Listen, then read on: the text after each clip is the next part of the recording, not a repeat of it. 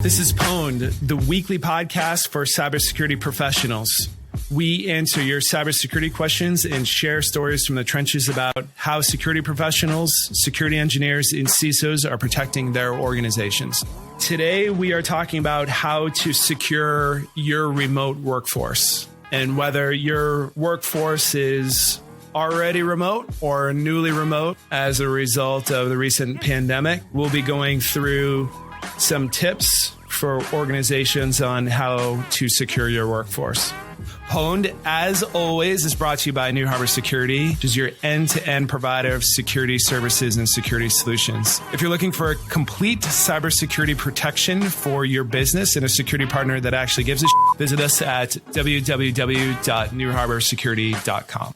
Now, when we start to think about securing a workforce, there's generally two scenarios that we want to think about or how we kind of approach this situation. The first scenario is that you're forced to secure your workforce on a short notice, kind of an emergency situation. You're doing what you can to make things work, doing the best you can given the circumstances. The second scenario, whereas if you find yourself in the fortunate position where you're able to plan in a medium or long-term situation on how you would strategically secure your remote workforce, and you have the luxury to plan, that's additional considerations to take. If you are in a pinch, there's things that you can do from an IT administration standpoint, and there's things that you can do from a user standpoint. The best thing that you can do is to spend your time educating your workforce on phishing and associated cyber scams.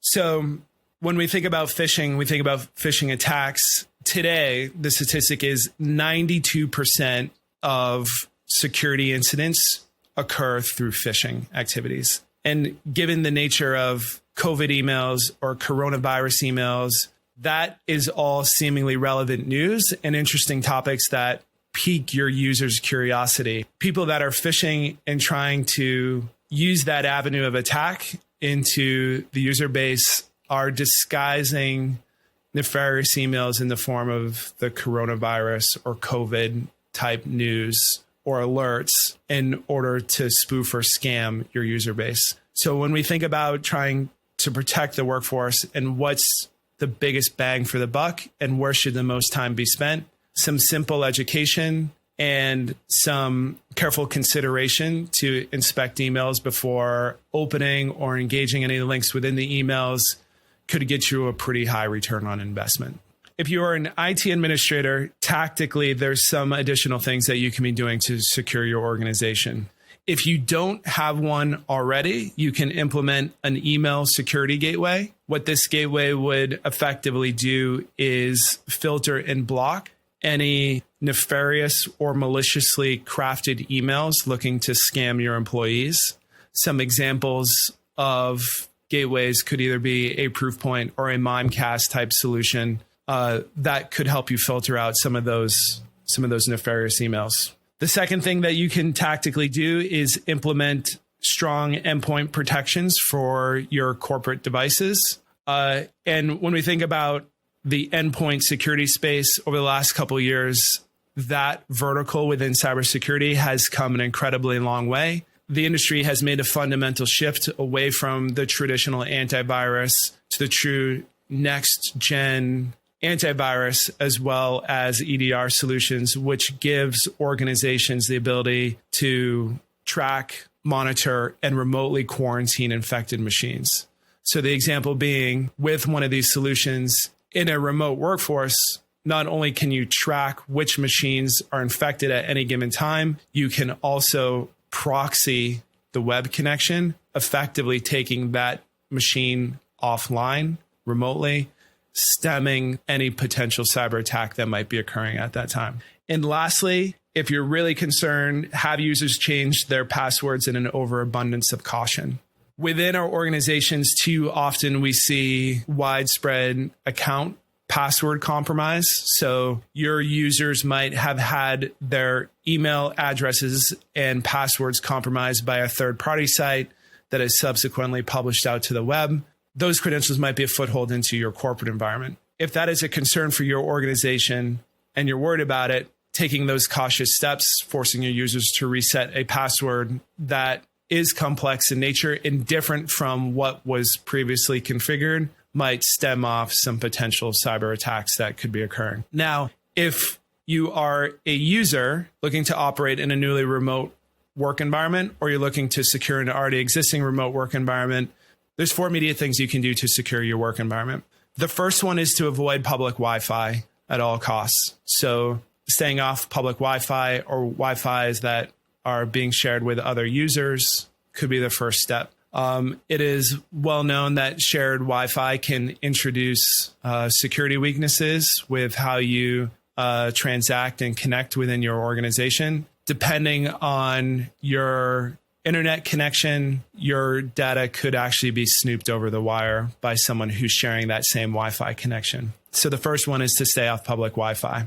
Focus on using home Wi-Fi or personal hotspots that you know you're the sole user of.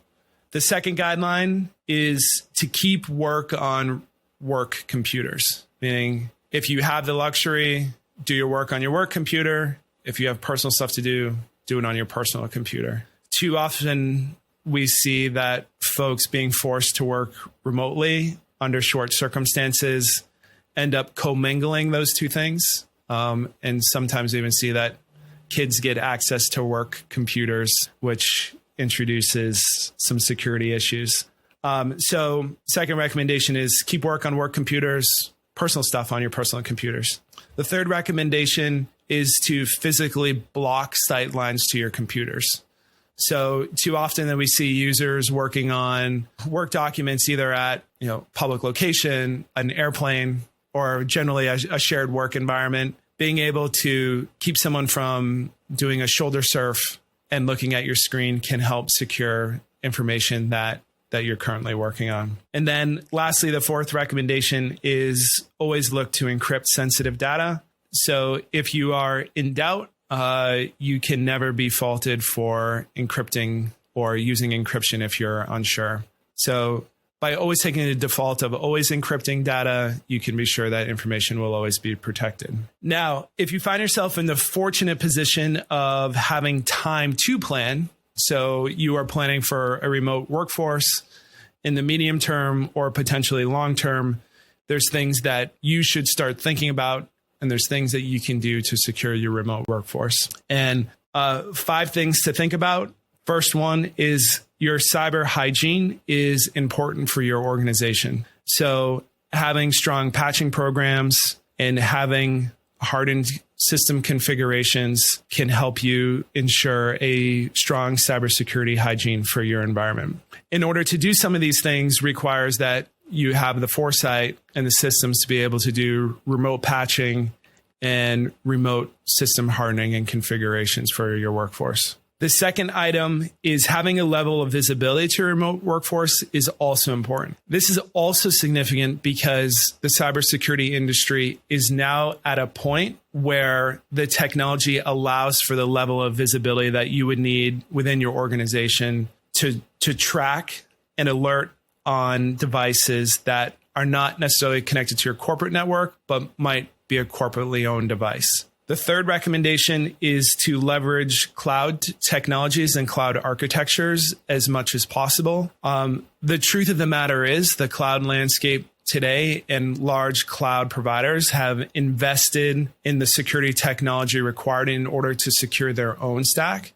For example, take AWS or Microsoft O365 or Google Docs.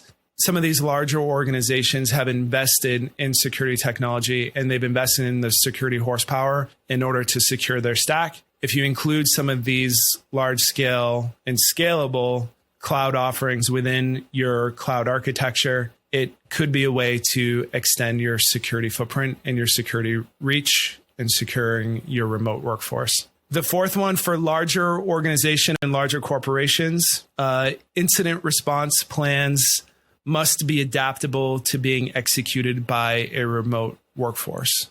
On the New Harbor side, too often we see incident response plans that have a heavy reliance on having the team work physically together and being in the same physical proximity in order to execute and deliver on that plan. But when your workforce is remote, you're distributed, you're responding to an incident where everybody's remote, can provide for some interesting complications and communication challenges. So when you, in the medium and long term, when you start thinking about designing your incident response plan, having those remote contingencies in mind will make your plan a little bit more scalable and ability to be executed in emergency situations.